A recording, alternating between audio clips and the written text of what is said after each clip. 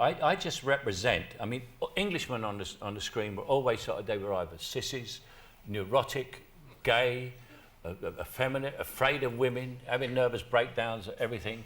They were always absolutely fallible, especially where women were concerned. Now, I came on, I was Alfie, right? So that's all the women taken care of. The Italian job, we won the football and got the gold, even though we lost it in the end, right? And Carter, anybody said to me, you get your nose pushed down your throat, you know? So there were the three iconic things for a young man to look at. You had an Englishman who, on the screen, was all those things. Off the screen, I'm not any of those things. I'm not very tough at all. And so I think that's what young men see, is an Englishman who represents that. You never said, did you? Not many people know that. I mean, no. Peter Sellers said that. Did he? Peter Sellers, yeah, because I'm always full of information and facts. You know, if you mention something, I said, you know, and he was the first. Peter always had the new gadgets, right? Yes. So he was the first one to have an answer machine. I called him one day, he wasn't in, and there was me saying, my name is Michael Caine. I just want you to know that Peter Sellers is not in. Not many people know that. he invented that, not many people know that. Yeah. And then everyone who rang him, they got me saying, not many people know that. Let's talk a bit more about the film career. I mean, you mentioned one or two people you worked with. You worked with some giants. Olivier, Lord Olivier. I mean, you worked with him, didn't you? Yes. What kind of experience was that?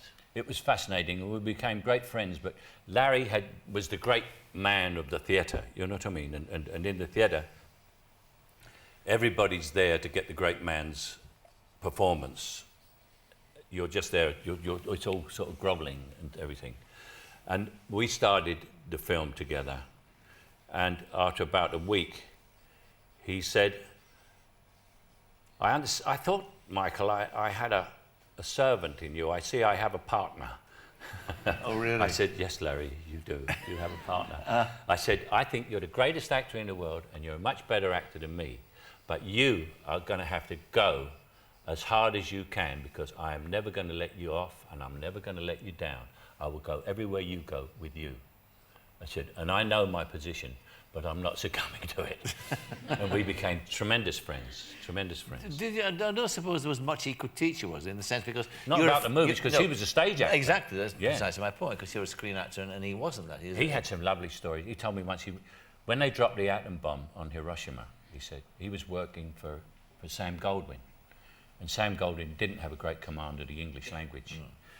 And it was great headlines, an entire city wiped out by one bomb. And Sam called Larry up to the office, and he had this Los Angeles Times, you know, one bomb, Hiroshima, gone. And he said to Larry, Larry, that atom bomb is dynamite.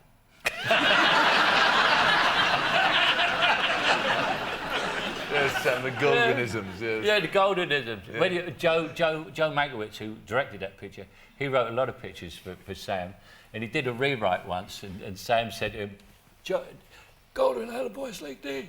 And he said, Joe, he said, it's great. He said, now the script has warmth and charmth. You wonder how many of them are made up, of course, you know, like stories about somebody else that you worked with, of course, Noel Coward. Oh, Noel was funny. Yeah. Noel was funny. At that time, there was a Vietnam thing going on, and Vanessa Redgrave, who was like Trotskyist and all that stuff, was leading anti-American demonstrations against the war, you know, as a lot of other people were. I used to go every Wednesday night with Noel and have the most English thing I ever did.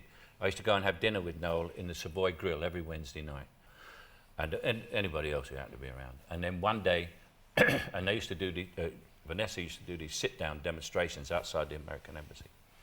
And one day, in the grill, Vanessa came in. And Vanessa's about 6'1", you know. And I said to Noel, it's Vanessa Redgrave over there, look. She said, Jesse said, she's very tall. She says, good job, she's a communist, gives her lots of opportunity to sit down.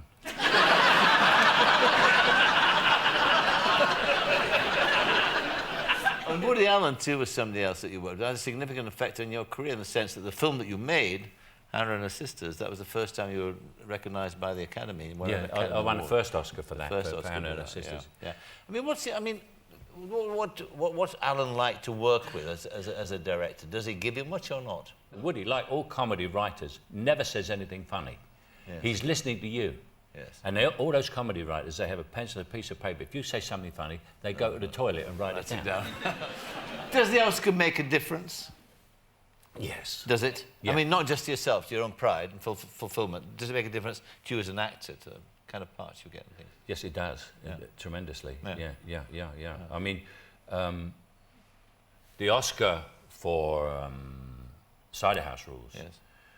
brought about a situation for me where The Quiet American happened. Because I was then bang, several things happened, you know. Philip Noyce had a hit and everything, and it all came about, and that's how it got financed. Yes. You know? So that means it means better parts and Better and parts, better. yeah.